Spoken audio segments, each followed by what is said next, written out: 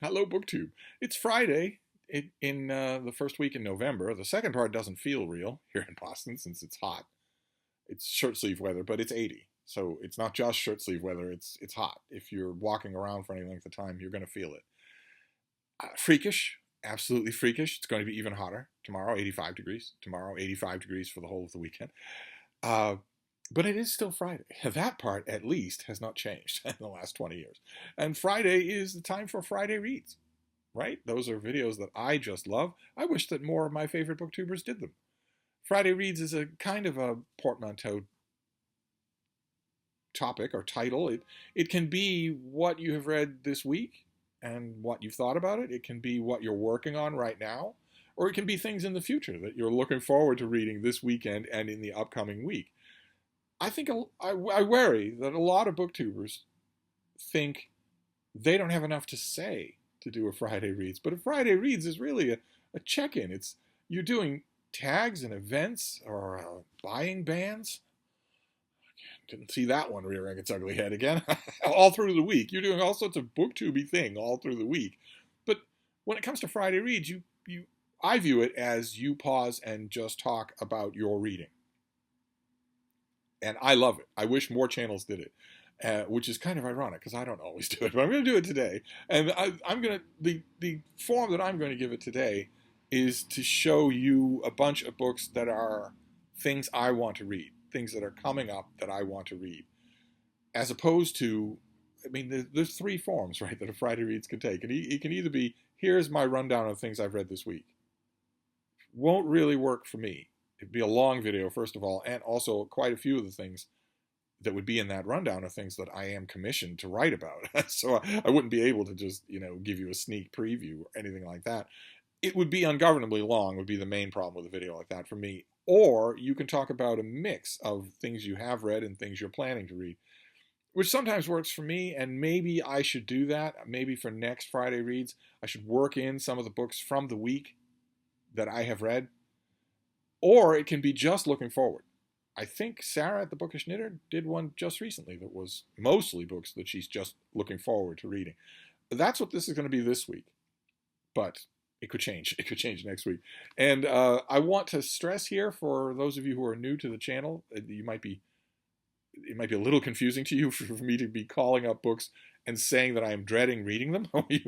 Some of you, if you're new to the channel, you might be wondering, well, why on earth would they be on your TBR? That's essentially what this is a TBR for the upcoming week. Why would they be on your TBR if you're dreading reading them? A totally understandable question, but my remit, the kind of bailiwick that I've given myself for reading, is new releases in the American book market in the genres that I am interested in, which is a fairly wide selection of genres. I want to read those things, those new releases. I want to spend most of my reading time doing that. Just the way I am. That gives me the greater satisfaction, even if the books themselves are less than satisfactory, which has certainly been the case for 2022. It occurred to me the other day, spurred by a comment by an old friend of mine, that I could easily have had an incredibly more enjoyable reading year in 2022 if I had just read random stuff I found at the Brattle and reread old friends, including some old friends that I haven't reread in a long time. That would, at this point in early November of 2022, have constituted a much, much more enjoyable reading year than the one I've had so far, doing the parameters that I impose on myself. But that isn't always true, and it might not stay true. And there have been highlights. If I had only stuck to the fields that I know, I would have missed those highlights. So that's why some of the books on this list that I'm going to show you are things that I'm not all that much looking forward to, or even a couple maybe that I'm fairly certain I'm going to hate.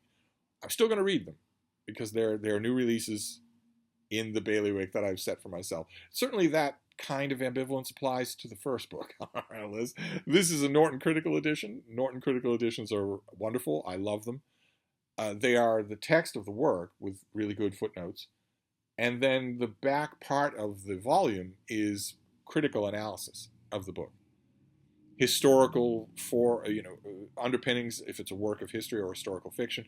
Then contemporary reactions from the critical world, if it's an older work. And then selections from critical reactions, historical evaluations for the decades after, the ensuing decades. They are wonderful volumes, an education on their own, just in one, between two covers. And one of the newest Norton Critical editions is Absalom, Absalom by William Faulkner. Now, you would think, if you watch this channel, that I wouldn't have much of a problem with a book that has abs in the title twice, but I don't like Faulkner at all. I have given him many, many chances. I think he is dumb and insulting. Not just insulting to his métier, but also to his readers. I have never seen the genius or the passion in here that other people, so many other people, have seen. So I'm on the fence now. I'm on the fence right at the moment as to whether or not I will actually reread Absalom, Absalom when I get this Norton Critical Edition. I will certainly, though, read all of the critical apparatus in the back. I will certainly do that. I might even give the book a reread. I reread this book probably 20 years ago, the last paperback reprint, the last Faulkner reprint suite. I gave this author another try back then. I don't know that much has changed in the meantime. And in this instance, this is an instance where BookTube actually plays an active part, because there are quite a few Faulkner fans on BookTube. And I have watched their read-alongs and their marathons and their analyses of all of Faulkner's books, including this one. And watching those videos has tended to reinforce in my mind that I have not sold this author short, that whatever he's doing that's sparking these devoted read-alongs and read events, he's certainly not doing it for me. And maybe that's enough. Maybe I'll let it go. I can't really imagine getting a Norton Critical Edition and not rereading the book itself, just rereading the critical stuff. I can't really imagine doing that. Maybe I won't, even with Faulkner. This next one, also an example of a book that I know I'm going to hate. I know that it is going to be full of deceit, outright bald-faced lies, manipulation of sources, and incredible amounts of straw manning and special pleading. I know that already. But I'm going to give it a try. I'm going to read it anyway. This is by Stephen Wolfe, and it's called The Case for Christian Nationalism. This, I'm sure that the author is going to say that he's making a case for Christian nationalism because the idea of Christian nationalism is misunderstood. I'm sure that he's going to say that I don't know what Christian nationalism is, that most of the time when it's referred to in the public discourse, it is referred to wrong. And that is a lie. I feel certain that is going to be the animating principle of this book, that real Christian nationalism is a good thing and is misunderstood, and that is a lie. Anyone who says that is lying. If Stephen Wolfe says that, he is lying. Christian nationalism, in the mind of anyone who is going to defend it in 2022, is indivisible. It is the same thing. It's identical to Christian theocracy. And there is no case to be made for Christian theocracy. None whatsoever. We will see. We will see. This is not the only Christianity-related book that I on this Friday Reads that I think I'm going to hate. But I think I'm going to hate this one especially, and we'll see. We'll see if I do or not. I can't imagine any way in which even a smart author, I don't think I know this author, but I can't imagine any way in which even a smart author can do anything more than simply be mistaken in the course of this book. And I think it's far more likely that this author will lie throughout the course of this book and say that we're talking about Christian values. This is not a Christian nation. This was not founded as a Christian nation. None of the organizing principles of this country are Christian. This is not a Christian nation, and no one in their right mind should want it to be. And if you think, well, how do you know if you don't try it? I don't know why you would think that, but because there are examples all over the world. But if you think that, you would again be wrong. Christian theocracy was tried in this country. In fact, on the ground on which I'm sitting right now. And the example is clear. And I will be amazed, absolutely amazed, if Stephen Wolfe isn't actually in this book making a case for Christian theocracy and doing it because he's a Christian. So he'll be on the side that tells you what to do. I could be wrong. I can't imagine how to write a book like that otherwise, but then another thing to go to something that I'll be looking forward to. Marvel's Epic collections. Marvel has a full-color reprint line of Epic collection paperback volumes. They're really nice. You really get, they're not cheap, but you really get a lot for your money. And they have an Epic collection coming down the pike that I'm on the fence about whether or not I will get the Epic collection. Maybe I have a little bit of FOMO when I watch Michael K. Vaughan's channel and he's got all these epic collections. Maybe I do. I'm on the fence about whether or not I'll get this epic collection or I'll just reread the digital copies of all the issues involved, which I have anyway. But this is the Day of the Defenders with a Neil Adams cover there. This is was a Marvel super team that was not a team. It was not a super team. It was a non-team. So they didn't really have a headquarters, although they met all the time in Doctor Strange's Bleecker Street mansion. They didn't really have any bylaws. They didn't really have a set membership. They just sort of hung out together. Now, I don't know. I never really understood, even when this thing premiered 50 years ago, I never really understood how that differentiates it from the Avengers. Something like the Avengers. Fantastic Four I can understand, because there's a family there. But how that differentiates anything from the Avengers, well, you could say, well, the Avengers have bylaws. They have rules and regulations that you have to follow. I don't think the Norse God of Thunder is following any rules or regulations that he doesn't want to. It seemed a little odd to me. It was born out of fan reaction to a 2-issue storyline in the Submariner. Submariner, before he was whatever that is that's appearing in the trailers for Wakanda Forever. In the Submariner had a monthly comic book, and it was really good. It was really, really enjoyable. Would be nice to have an epic collection of that. But in one 2-issue storyline of that Submariner, that old Submariner title, the Submariner teams up very briefly with the Hulk and the Silver Surfer, that's effectively an unbeatable team, right? The Silver Surfer is all powerful, the Hulk is all powerful, the Submariner is almost all powerful.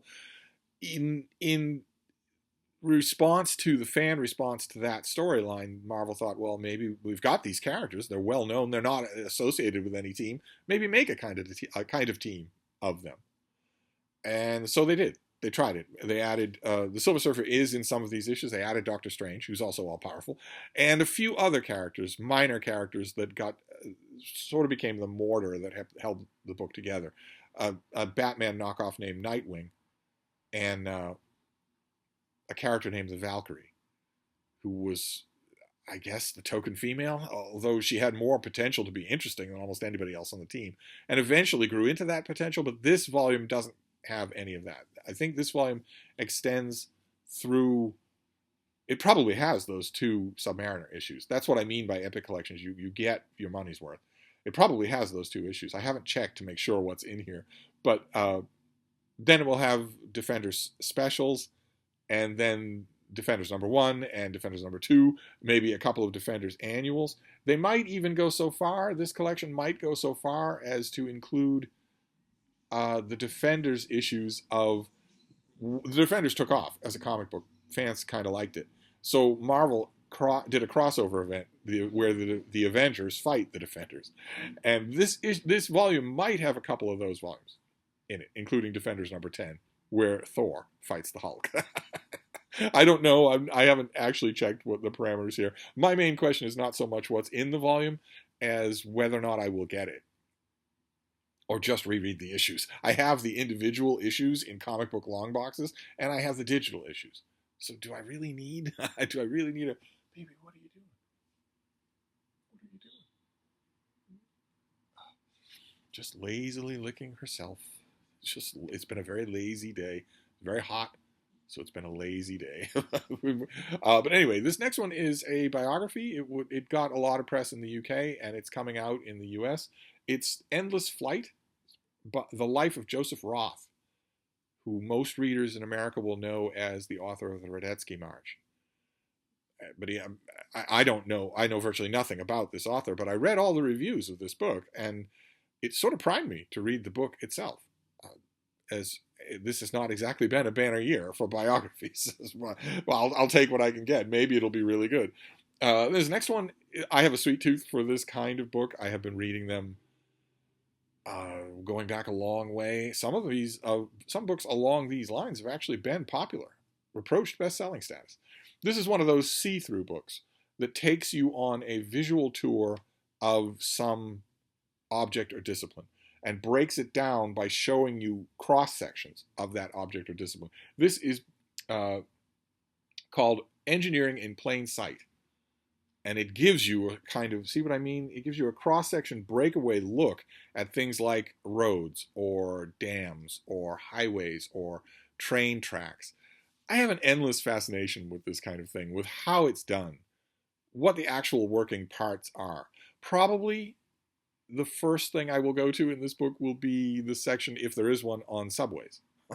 Since I've spent a lot of time on the subways of Boston and New York City. So, I'm sorry, baby. Am I boring you? And not just her either. Probably I will go straight to subways, but I'm sure that you've seen books along these lines, and they always fascinate me. This next one, I'm behind on this next one. I should have read it already.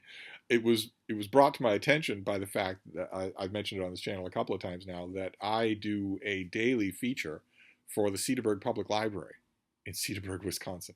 The Book of the Day, a daily feature where we just, my producer and I will discuss a book for 20 minutes, 30 minutes, something like that. It's turned out to be a lot of fun. I really, really enjoy it. And one of the books that we did this week turned out to be mostly about big best-selling books, about nebbishy young women who fall in love with men who have weird names. And one of the books that we read was It Ends With Us by Colleen Hoover, who is a publishing phenomenon.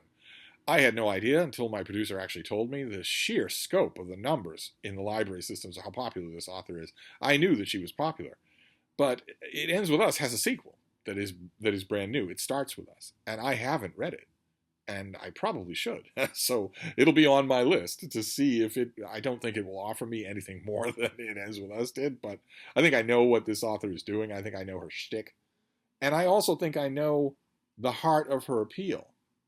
I just, as I mentioned on that episode of CPL Radio, I just find it frustrating. That's all, because as I've mentioned on this channel many times, readers, even diehard readers, sometimes tend to have a reflexive snobbery about romance novels. Oh, come on. I'm not going to read a Fabio book, am I? Oh, I don't want to read a bodice ripper. And a lot of the people who have that instinctive reaction are the people lining up to read Colleen Hoover. She's writing romance novels. And they don't seem to realize, it's such a triumph of packaging. And when a lot of those readers say, well, I just can't find anything that moves me emotionally like this, I want to tell them there's a whole genre out there that has a much better chance of doing that than the stupid Sally Rooney swill that you're forcing yourself to read through. Anyway, I should keep abreast of Colleen Hoover.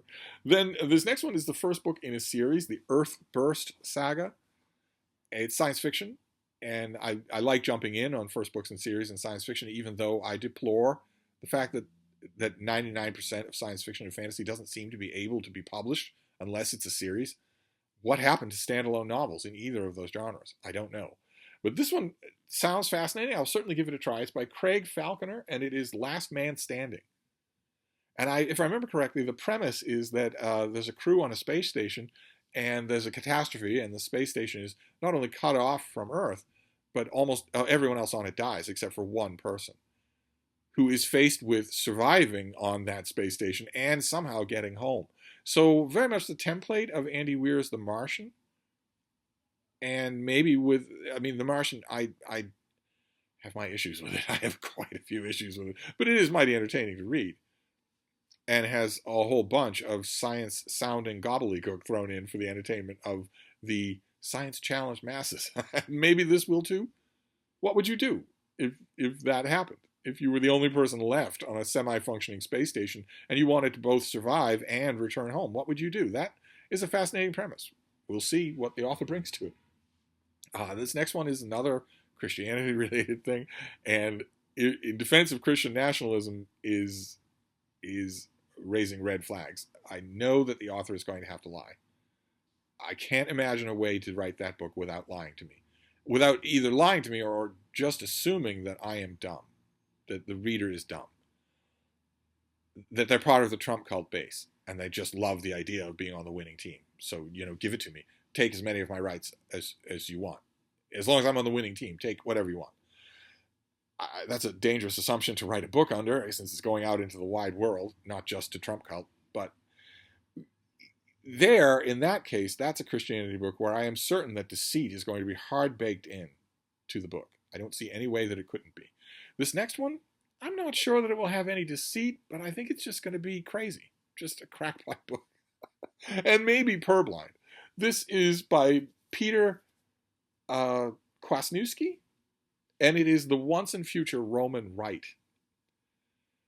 And it's a book in defense of and a call for the return of the Roman Catholic Mass in Latin, the Latin Mass. The author is saying that it's the Latin Mass's horrible years in exile really should end, and it should come back into Sunday service, which is insane. That is just a crackpot opinion. That is a wind him up, boring, see him once a year uncle at Thanksgiving who's had a little bit too much mulled cider, and it has just this crackpot opinion that he knows how to do it, and he doesn't really care if anybody's listening. That strikes me as the same way. Christianity is in rapid decline. Its numbers are in rapid decline. The Roman Catholic Church is practically on life support. How anyone could say that it is good for the church to change the liturgy into a language that its congregants don't understand is beyond me. I have a feeling, I don't know anything about this book or this author, but I have a feeling that he will probably take the route of saying that who cares if it's good for the church? It's what God wants. And so it should be done, regardless of whether or not it's good for the church. I can't imagine any other approach that you could take. We shall see. We shall see. It seems serious, so I will give it a try. Now, you might be wondering in this... Oh, hey baby, what are you doing? Aren't you pretty? You are so pretty. Do you want to come down? Is that why you're kissing the face? There you go. Oh, where are you going? Anyway, you might be thinking, well, if he's intentionally assigning himself all of these books that he knows he's not going to like, is he going to intentionally assign himself something that he knows he's going to love? I'm not going to love Colleen Hoover. I'm not going to love any kind of a call for Christian theocracy in this country, where you have to list your. You might wonder, am I going to intentionally put anything on my list that I know I'm going to love? And I am. I am very much so. That's this one. The Oxford Handbook of Samuel Johnson. This is a series of big books. They are pricey, unfortunately. It's a series of big books that Oxford brings out that are anthologies of essays on the latest state of study of the subject. They've done a lot of these things, a lot of them. So many that I can only imagine that they're lucrative, that there is some market for these things. Certainly not the general public. A general readership, you will never see one of these Oxford's handbooks, just for sale at a retail bookstore. But they will be able to order one for you. And I can almost guarantee, at this point, that no matter what subject you're interested in, there is an Oxford handbook for it, or more than one.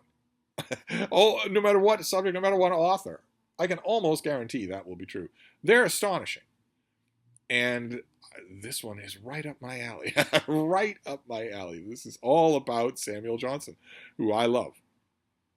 So yeah, I am occasionally giving myself a book that I know that I will like. Same thing with this next one. We can finish up with this next one. This is a Harlequin romance that I didn't get to.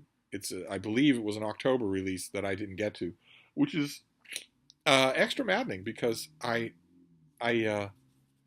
sometimes force myself to use the Harlequin website, which means that this would have been available to me in September. I just haven't got around to it, even though I'm pretty sure I've read the other books in this series. This is a Harlequin special edition. It's Thankful for the Maverick by Rochelle Allers. I feel certain that I like this author. I haven't checked my shelves to see, but I feel certain that obviously a very October-y themed cover there. This is a contemporary Western. I got infected with a bug for contemporary Westerns by the aforementioned Sarah, the bookish knitter, and I've come to love them. And this is part of a series, and I think that I was attracted to the earlier books in this series. I'm pretty sure that I've read them, or at least one of them. But I haven't read this yet, and this is, by my lights, fairly old as far as books go, so I need to get on it. And that that is it. That's a nice wholesome note on which to end a Friday Reads. A Friday Reads that will have its ups and downs, as this whole reading year has had for me. But there's always the Oxford Handbook of Samuel Johnson. No matter what else happens in this list, there's always that. So that's a part of my Friday Reads, part of what I'll be reading. I have a distressing number of these things in ebook form. I really want, the hardcover or paperback printed books for some of these things. But that's an idea of what I'll be doing. I'll be mixing in the course of the weekend and the upcoming week a lot of the books that I got at, for instance, the Brattle yesterday. A lot of those turned out when I was sort of mulling over them become really intriguing. And I want to reread the J.C. Leyendecker book anyway. It'll be a relief in a way, in an odd way, to read that thing from front to back when I'm not going to review it. I reviewed it 10 years ago. I'm not going to review it again. So the reread will be without a pencil in hand. It will be without organizing the material that I'm seeing into what will work as a review. I'm going to be doing a lot of that as well, but I want to know what you're doing. That's another fun part of Friday Reads, is that it really is kind of a visit, a check-in, reader to reader. What are you reading this weekend? Did you finish anything up this week? Are you having more highlights in your 2022 reading than I am? We'll be talking about that a lot, I think, in November. And what are you looking forward to reading? What's on your docket for coming up? Is a lot of it dictated by BookTube? A couple of the titles in here certainly align with BookTube. One for New Worlds November. But like, for instance, are you reading more science fiction for New Worlds November? Are you reading more nonfiction for Nonfiction November? Love to hear about it. Love to hear about all of it. Feel free to sound out in the comments or send me an email. But anyway, I'm going to wrap this up, but I'll be back. Thank you, BookTube.